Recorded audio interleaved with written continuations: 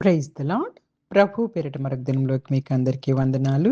ఈ దినం ప్రభు మన కొరకు ఏర్పాటు చేసుకున్న వాక్య భాగము యోహాను సువార్త మొదటి అధ్యాయము 43 నుంచి 51 వచనం వరకు ధ్యానం చేసుకుందాం. మరునాడు ఆయన గలిలయకు వెళ్ళగోరి ఫిలిప్పును కనుగొని నన్ను వెంబడించమని అతనితో చెప్పెను. ఫిలిప్పు బెత్సైదా వాడు, అనగా ఆంద్రేయ, పేతురు అనువారి పట్టణపు కాపురస్తుడు. ఫిలిప్పు నతానియేలును కనుగొని, ధర్మశాస్త్రంలో మోషేయు ప్రవక్తలు ఎవరిని గురించి వ్రాసిరో ఆయనను కనుగొంటిమి. ఆయన యేసేపు కుమారుడైన నజరేయుడగు యేసు అని అతనితో చెప్పెను. అందుకు నతనయేలు, నజరేతులో నుండి మంచిదేదైనా రాగలదా అని అతన్ని అడుగ్గా, వచ్చి చూడమని ఫిలిప్పు అతనితో అనెను. యేసు నతనయేలు తన యొద్దకు వచ్చుట చూచి, ఇదిగో ఇతడు నిజముగా ఇశ్రాయేలీయుడు, ఇతని యందు ఏ కపటము లేదని అతని గురించి చెప్పాను. నన్ను నువ్వు ఎలాగూ ఎరుగుదువని నతనయేలు ఆయనను అడగగా, యేసు, ఫిలిప్పు నిన్ను పిలువక మునుపే నువ్వు ఆ అంజురపు చెట్టు క్రింద ఉన్నప్పుడే నిన్ను చూచితినని అతనితో చెప్పెను. నతనయేలు, బోధకుడా, నువ్వు దేవుని కుమారుడివి, ఇశ్రాయేలు రాజువి అని ఆయనకు ఉత్తరమిచ్చెను. అందుకు యేసు, ఆ అంజురపు చెట్టు కింద నిన్ను చూచితినని నేను చెప్పినందువలన నువ్వు నమ్ముచున్నావా? వీటికంటే గొప్ప కార్యములు చూతువని అతనితో చెప్పెను. మరియు ఆయన, మీరు ఆకాశము తెరవబడుటయు, దేవుని దూతలు మనుష్య కుమారునికి పైగా ఎక్కుటయు దిగుటయు చూతురని మీతో నిశ్చయముగా చెప్పుచున్నానెను. హల్లెలూయా, హల్లెలూయా. పరిశుద్ధ దేవుడు ఈరోజు ఈ వాక్య భాగాల ద్వారా మనతో మాట్లాడడానికి ఇష్టపడుతూ ఉన్నారు. ఈ భాగంలో యేసుక్రీస్తు ప్రభువారు ఫిలిప్పు గారిని మరియు నతానియేలుని పిలిచినటువంటి సంఘటనలు చూస్తున్నాం. ఈ యొక్క విషయం అంతా చదువుకోగలిగితే శిష్యత్వము, విశ్వాసము మరియు యేసుక్రీస్తు వారి దైవత్వమును గురించి గొప్ప సత్యాలు తెలియపరుస్తూ ఉన్నారు ఈ భాగంలో. నన్ను వెంబడించుము అని యేసుక్రీస్తు ప్రభువారు ఫిలిప్పుతో చెప్పినప్పుడు, యేసుక్రీస్తు ప్రభువారే స్వయంగా ఫిలిప్పు గారిని వెతికి పిలుచుకున్నారు. రక్షణ మనిషి దేవుణ్ణి వెతకడం వల్ల కాదు గానీ, చాలాసార్లు దేవుడే మనల్ని వెతికి పిలుచుకుంటూ ఉన్నారు. యేసుక్రీస్తు వారి పిలుపు వ్యక్తిగతమైనది. ఆయన పిలుపుకు వెంటనే విధేయత చూపేవారిలో మనం ఉండాల. ఇక్కడ ఫిలిప్పు గారు నతానియేలు దగ్గరికి వెళ్ళి, మోషే ధర్మశాస్త్రంలో ప్రవక్త గ్రంథాల్లో వ్రాయబడినవని మేము కనుగొన్నామని చెప్పేసి, ఫిలిప్పు తన అనుభవాన్ని తనలో ఉంచుకోకుండా వెంటనే మరొకరికి యేసుక్రీస్తు ప్రభువుని పరిచయం చేస్తున్నారు. నిజంగా యేసుక్రీస్తు ప్రభువుని కనుగొన్న మనము ఆయనని ఇతరులకు తెలియజేయకుండా ఉండలేం. సువార్త ప్రచారం ప్రతి విశ్వాస బాధ్యత. అప్పుడు నతానియేలు గారు అడుగుతున్నారు, నజరేతు నుండి ఏదైనా మంచిది రావచ్చా అని. అంటే నజరేతు చిన్న గ్రామం. ఆ రోజుల్లో ఎవరు పట్టించుకునేవాళ్ళు, దాన్ని పెద్దగా గౌరవించేవారు కాదు.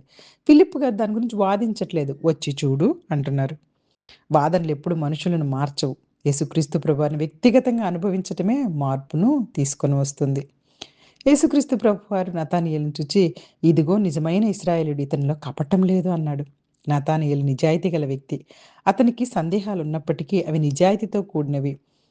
చాలాసార్లు మనము నిజాయితీగా దేవుని దగ్గరకు వచ్చి మన యొక్క సందేహాలను అడిగితే దేవుడు తప్పకుండా ఆశగల ప్రాణాలను దేవుడు తృప్తిపరిచినట్టు ఏదో ఒక విధంగా మన యొక్క క్వెషన్స్‌ని సమాధానాలిస్తారు. అలా కాకుండా అహంకారంతో, గర్వంతో వచ్చేవారికి దేవుడు సమాధానము ఆనాడు కూడా ఇవ్వలేదు. దేవుడు పరిపూర్ణులను కాదు, నిజాయితీ గల హృదయాలను కోరుకుంటున్నారు. నిజమైన సందేహాలను దేవుడు ఎప్పుడు తిరస్కరించరు. నతానియేలు గారు ఆశ్చర్యపడి, నువ్వు నన్ను ఎట్లా ఎరుగుతావు అంటే నీకు నేను ఎలా తెలుసయ్యా అని అడుగుతున్నాడు. యేసుక్రీస్తు ప్రభువారు అప్పుడు ఏమంటున్నారంటే, ఫిలిప్పు నిన్ను పిలవక ముందే నువ్వు అంజూరపు చెట్టు కింద ఉన్నప్పుడే నిన్ను చూశాను అన్నారు. అది యేసుక్రీస్తు ప్రభువారి యొక్క సర్వ జ్ఞానత్వాన్ని చూపిస్తుంది. ఎవ్వరికీ తెలియని విషయాలు యేసుక్రీస్తు ప్రభువారికి తెలుసు. మన హృదయాల విషయాలు తెలుసు. మన చుట్టూ జరుగుతున్నవి అన్నీ తెలుసు. మన జీవితంలో దాగిన ప్రతి విషయాన్ని యేసుక్రీస్తు ప్రభువారికి తెలుసు. కాబట్టి మన ప్రార్థన, కన్నీళ్లు, పోరాటాలు అన్నీ ఆయనకి తెలుసు. ఆయన దగ్గర మనం హృదయపూర్వకంగా విన్నవించుకొని పశ్చాత్తాపం కలిగిన మనసుతో వేడుకుంటే చాలు. నతానియేలు వెంటనే ప్రకటించాడు, రబ్బీ, నువ్వు దేవుని కుమారుడివి, నువ్వు ఇశ్రాయేలు రాజువి. కొన్ని క్షణాల క్రితం సందేహించినటువంటి ఈ నతానియేలు గారు వెంటనే ఇప్పుడు విశ్వాసాన్ని ప్రకటిస్తున్నారు.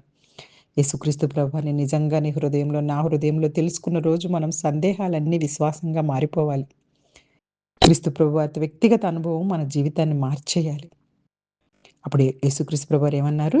ఇంతకంటే గొప్ప కార్యాలు చూస్తావు. దేవదూతలు మనుష్య కుమారుని మీదకి ఎక్కుచూ, దిగుచూ ఉండుట చూస్తావు. ఇది ఆదికాండం 28లో యాకోబు గారు నిచ్చెనను సూచిస్తుంది. యాకోబు గారు నిచ్చెన భూమిని, పరలోకమును కలిపినట్టే యేసుక్రీస్తు ప్రభువారు దేవునికి మరియు మనుషులకు మధ్య ఉన్న ఏకైక మధ్యవర్తి. యేసుక్రీస్తు ప్రభువారే పరలోకానికి మార్గం. ఆయనే జీవము, సత్యము, మార్గం. ఆయన ద్వారా మాత్రమే మనం దేవునితో సంబంధం కలిగి ఉంటాము.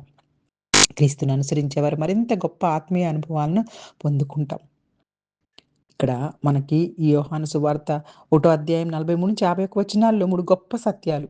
యేసుక్రీస్తు ప్రభువారు స్వయంగా మనల్ని పిలుస్తున్నారు. యేసుక్రీస్తు ప్రభువారు మన హృదయాలు పూర్తిగా తెలుసు. యేసుక్రీస్తు ప్రభువారు పరలోకానికి మరియు దేవునికి వెళ్ళే ఏకైక మార్గం. నాతానియేల్లాగే మనం కూడా అందరిని వచ్చి చూడండి అని ఆహ్వానించి యేసుక్రీస్తు ప్రభువాన్ని వ్యక్తిగతంగా అనుభవించేలా ప్రతి ఒక్కరి సందేహాలను విశ్వాసంగా మారేలాగా, ఆ విశ్వాసం ఆరాధనగా మార్చేవారిలాగా మన జీవితాలు ఉండాలని ఈ చిన్ని వాక్యం ద్వారా దేవుడు ఈరోజు మనందరితోటి మాట్లాడుతూ ఉన్నారు. హల్లెలూయా! హల్లెలూయా! ఈ చిన్ని వాక్యాన్ని దేవుడు ఆశీర్వదించి దీవించును గాక. God bless you all. God bless you all.